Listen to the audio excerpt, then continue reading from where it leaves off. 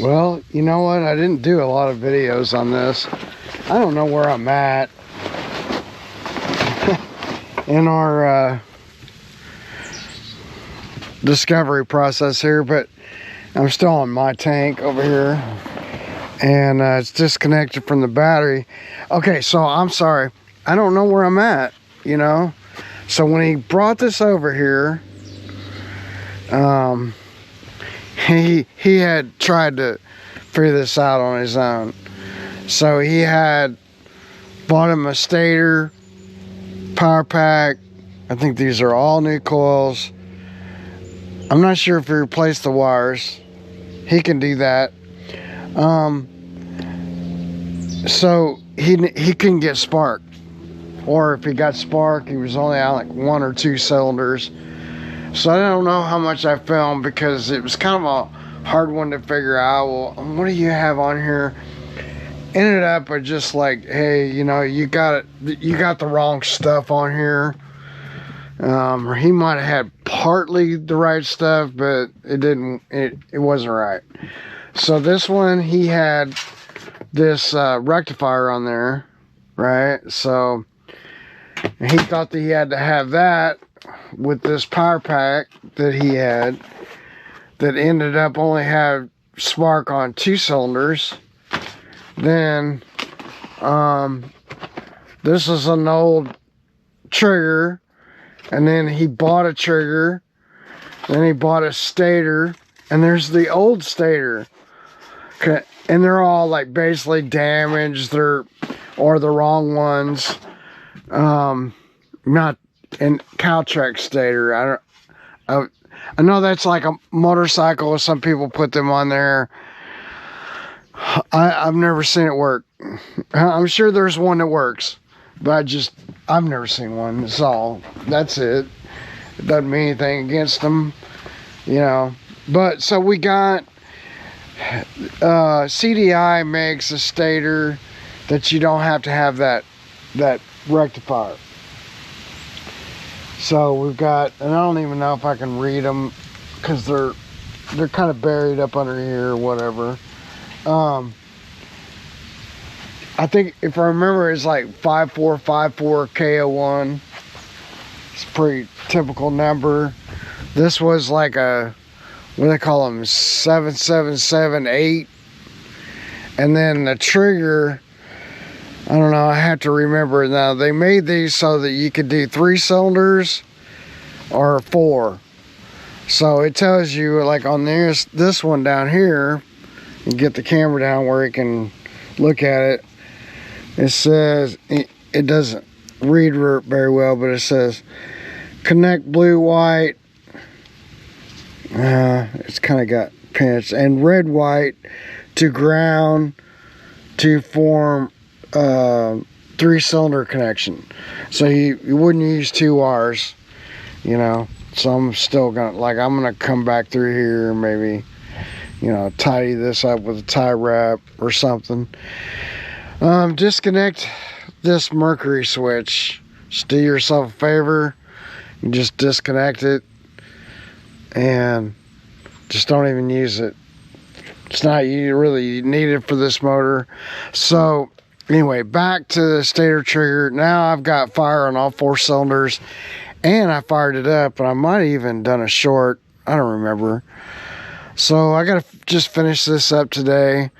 This is one, at first glance, I looked at this and I was like, oh yeah, this is just a, you know, no tilt and trim. You could add tilt and trim, but then I realized he's got a CMC jack plate, right? This is tilts up and down, so if it was connected, I could hit a switch up there and go up and down.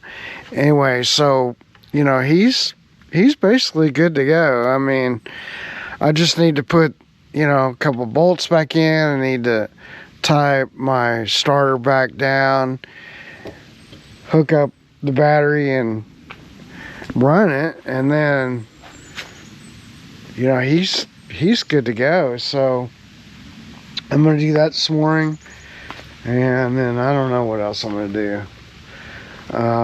Maybe see about some other people that are on my list, the people that I need to do service for, and I've been digging out all summer. And so, you know, it's like if I haven't got to them, I haven't got to them. You know what I mean? Like, I've been doing this now a while, that it's not that I don't care, but the amount of time that I go back and redo stuff, like, I'm trying to nip that in the butt, because that just slows me down.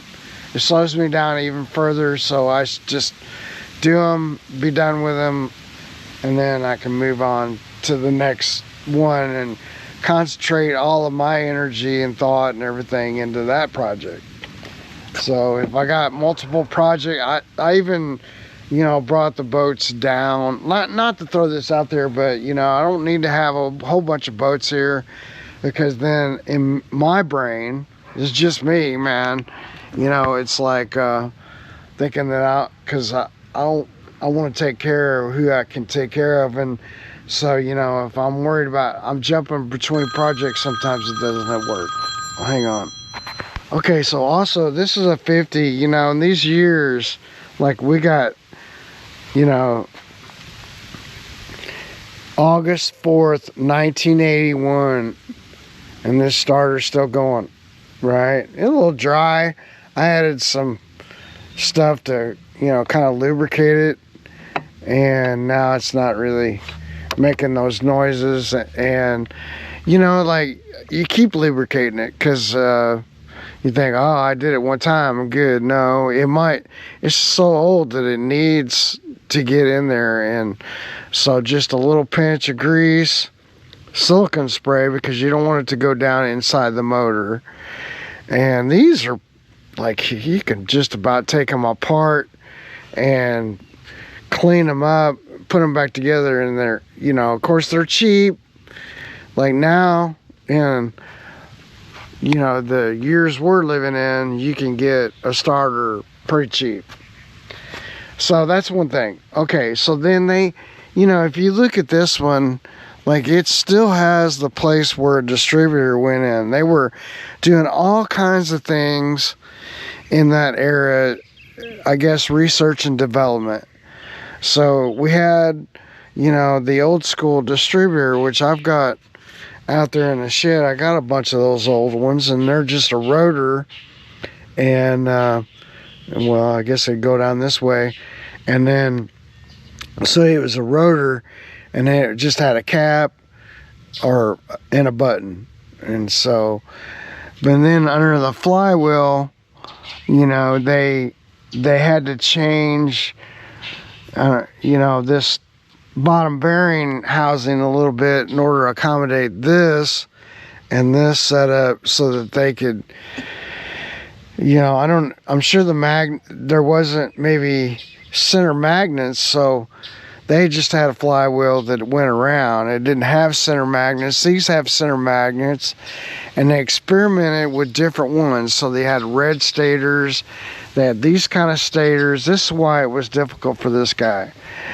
Okay, so there were different stators, and then they also did, like, you know, glued in magnets versus bolted in magnets. So then they had another set, because they discovered, okay, well, this one heats up too much, so the glued in magnets, the magnets would loosen up and just come off. And so, or they would get destroyed, and it would end up taking out all kinds of things, because it, you know, it bound up in pieces, so it's just destroyed them. So you got different stators, and then they even made a couple of them, or they made some of them that were higher amperage, so that they could charge, I don't know, bigger boats, or there was more. You get what I'm saying? Like, they needed more amperage to put back into the battery. So I noticed I didn't have that right, but yeah. So anyway,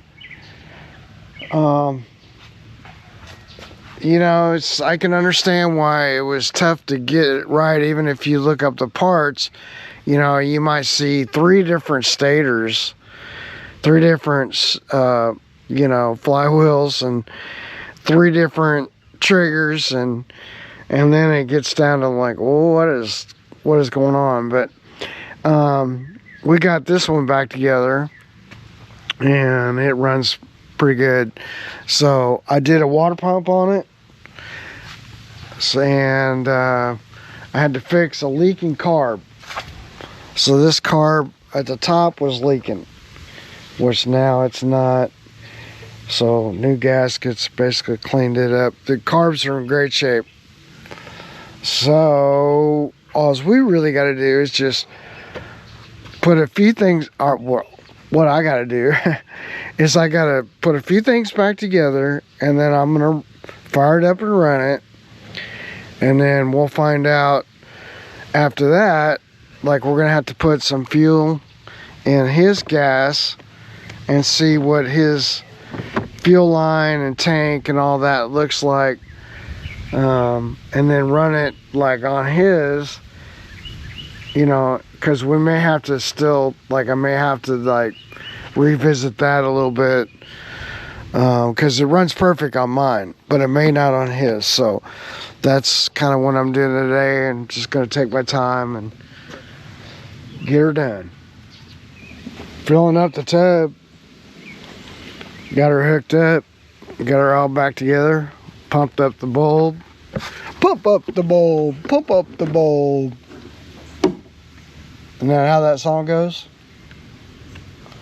I don't know, maybe set you over here. Tennessean.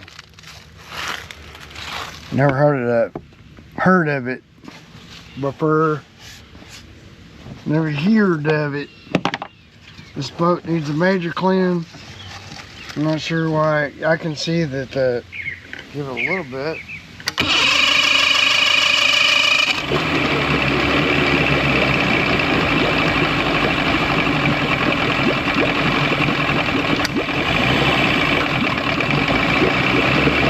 There we go. Here's a pan.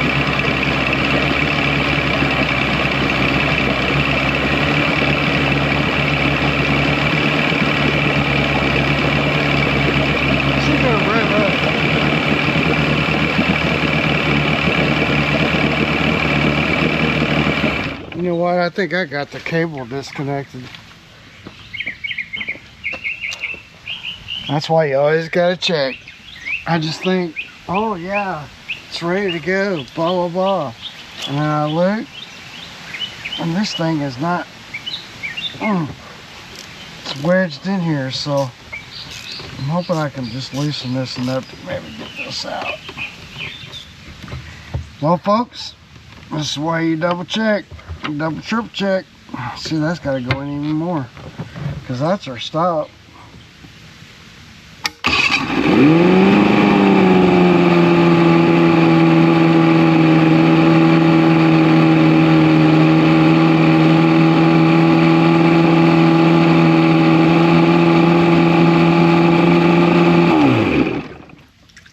So obviously it's a little hot.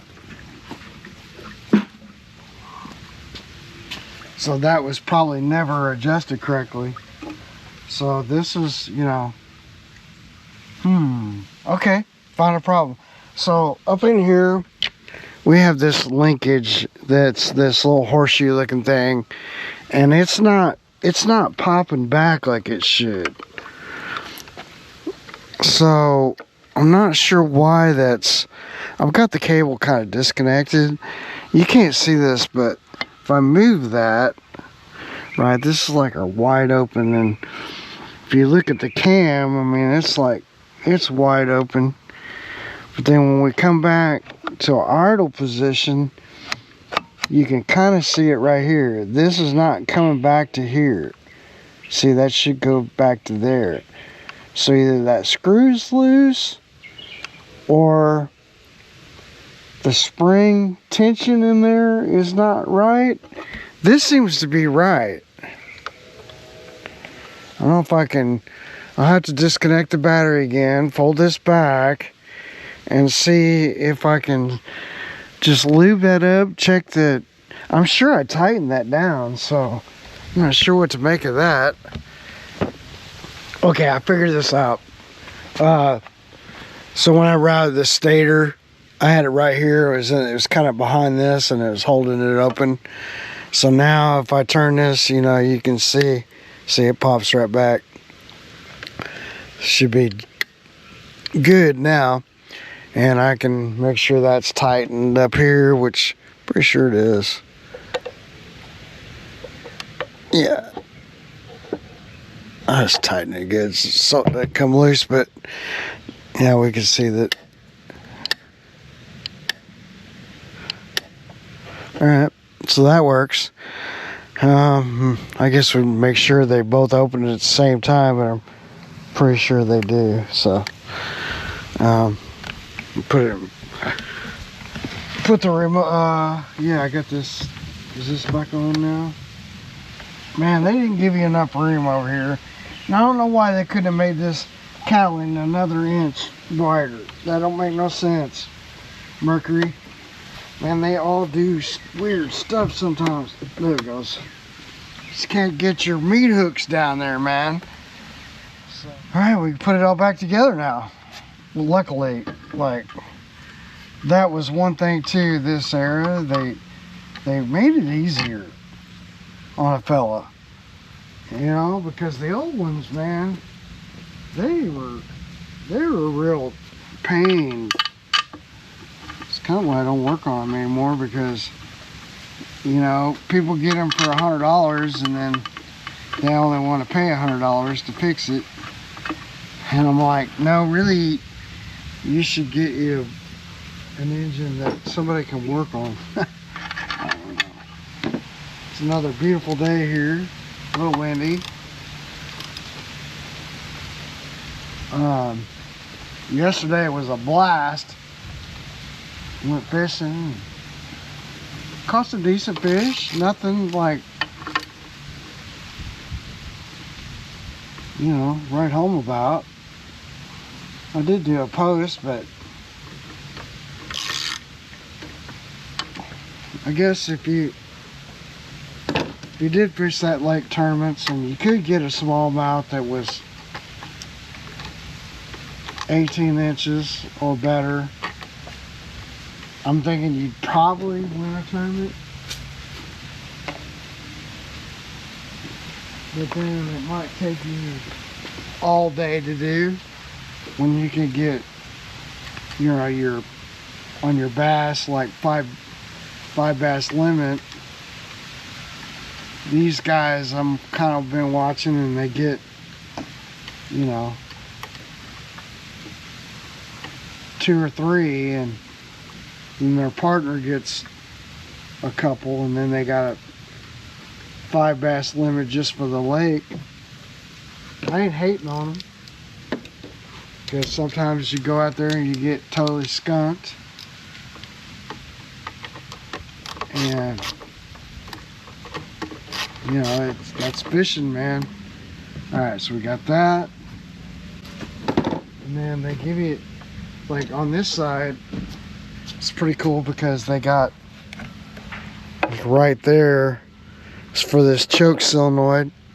And I've already screwed up, because now I got to get my choke solenoid back in, and you got to put the top on first. All right, let me get this backwards. I was just sitting there talking about how they made it easier, and then if you miss this step, then you got to go back and do it all over again. See that choke solenoid down there? Our plunger, choke plunger's got to go inside that solenoid. You see what I'm saying? So, anyway, you'll find yourself thinking, oh, you know, and it's like, no, you totally missed a step. All right, now I think I have everything back the way it's supposed to be. Just gonna hook up the battery.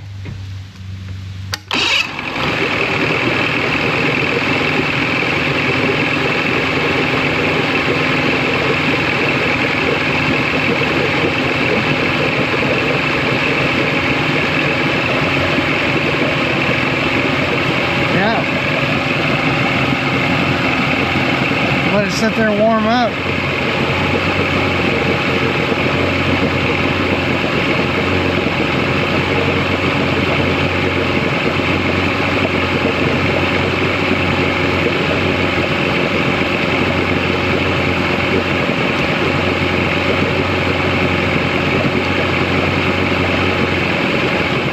right now it's probably 1,800 RPMs. That'll probably drop. It'll probably drop like, and maybe once it gets a little warm up, it might, you know. But yeah, it's running good.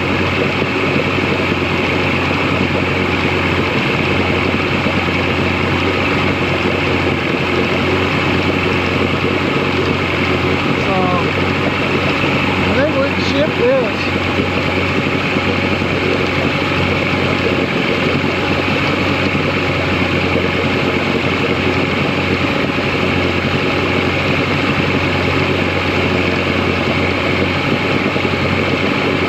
You can almost hear those old reed valves clicking.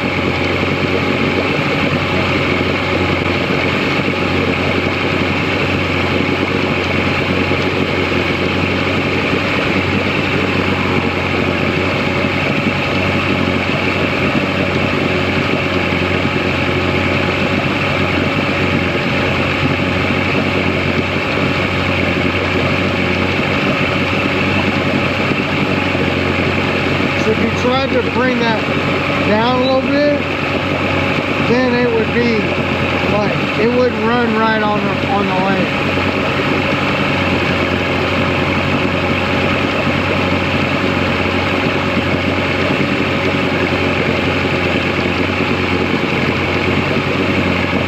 Alright, so the next thing that I have to do is just figure out his gas tank, give him some gas, and tell him it's done, and put out a video. Alright, I got his tank going. He's got the old school tank still. Right, he's got a line and everything. Put some gas in it, cleaned out the tank a little. Last thing I want to do is just check this battery and make sure it's charging. Because I don't know how old that rectifier is. It looks fairly new, but I guess we can turn on our meter here and see what we got. Ooh, 16.49. That's awful hot.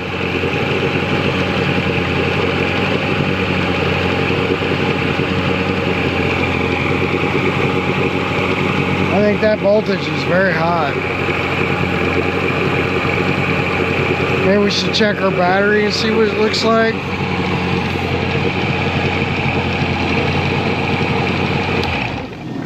That's pretty hot. See where it settles out to. I've never seen one go that high. That's pretty high.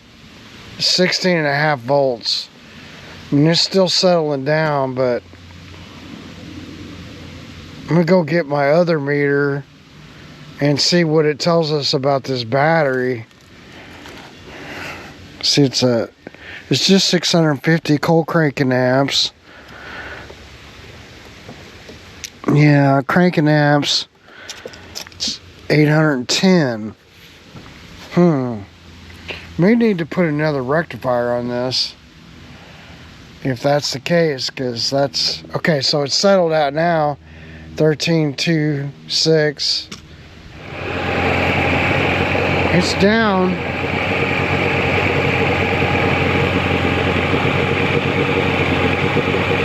I'm not sure about this because this is a new rectifier. So we had, I don't know what the hell that.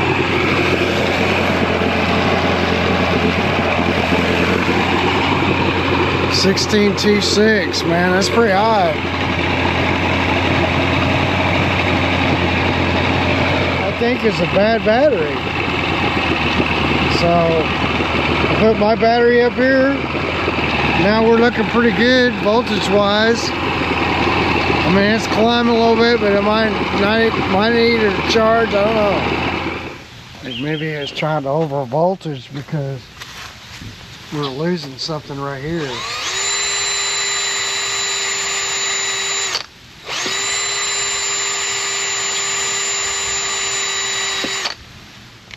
You know, 9/16.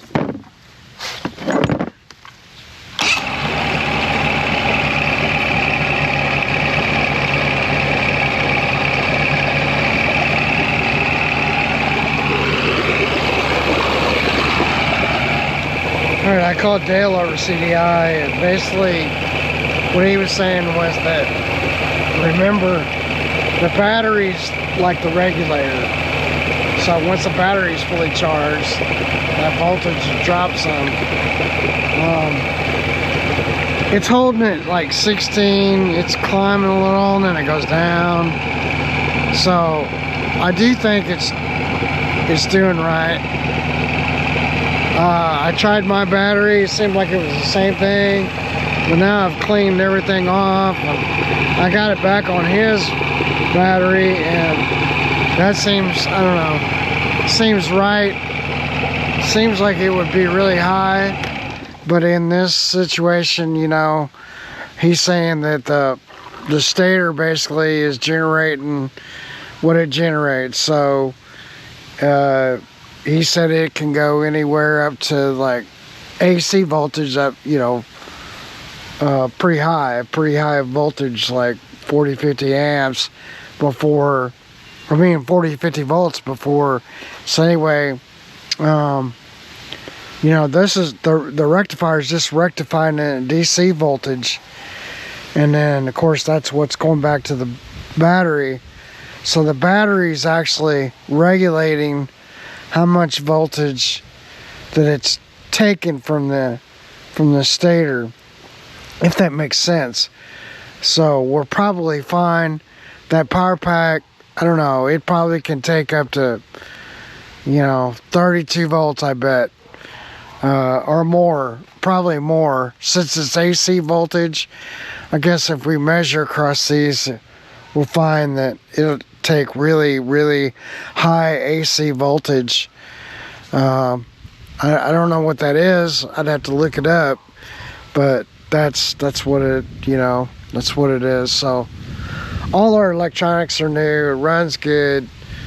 You know, I was concerned about this because normally, like more modern engines, you see it get really high. I mean, you can see we got like 13.15 volts. It's holding pretty steady. Seems like the battery is okay, and then, like I said, it fires right up.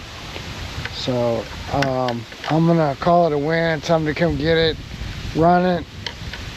I guess if it fails, it would fail, and we're back to square one, but I don't think so. I think we're fine.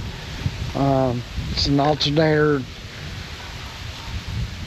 It's not going to burn up the alternator. It has to go super high voltage. And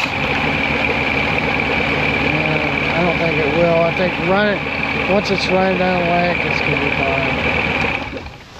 So I guess we'll call that a win and call it a day. Thanks for watching all the way through. You're part of our awesome community. Love this video? Hit subscribe for more adventures. The best way to support us is at HawkeyeMarine.net. Shop outboard powerheads, lower units, and top quality boat parts.